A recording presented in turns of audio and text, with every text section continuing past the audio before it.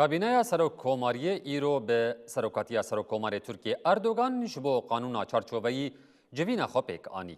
Desteya Rêveberiya Navendî ya Dem Partiyê jî bi heman rojevê civiya. Li gel van civînan jî roja betlaneya Meclisa Tirkiye heta şeşê tebaxê hat dirêjkirin. Kabîne piştî du hefteyan bi serokatiya Serokkomarê Tirkiye Erdogan civîna xwe pêk anî. Civîna kabîneyê di saet 16:24 de dest pê kir. Yek ji mijarên herî girîng ên rojeva kabîneyê qanûna çarçove ye. Her wiha şerê Amerîka Îranê ku dîsa gur bûye jî dê bînin sermasê.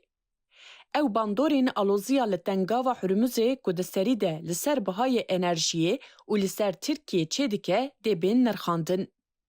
Her wiha dê gelek mijarên krîtîk bên gotûbêjkirin. Çav li rê ye ku encamên derbarê civîna hate kirin werin parvekirin. Desteya Rêveberiya Navendî ya Dem Partiyê bi serokatiya hevserokên giştiyên Dem Partiyê Tülay Hatîmoğulları û Tuncer Bakırhan bi rojevên weke qanûna çarçoveyî geşedanên siyasî û civakî û kongreyê civiya. Bugün Türkiye tarihinin akışını değiştirebilecek bir andayız. Hat sanîn ku di civînê de dê mijarên weke geşedanên siyasî, qanûna çarçoveyî û konferansên mezin ên di 5 û 6 îlonê de bên lidarxistin û rojeva kongreyî nîqaş û gotûbêj bên kirin. Her wiha hate gotin ku di civînê de plansaziya 15 rojên pêşîn jî were derxistin.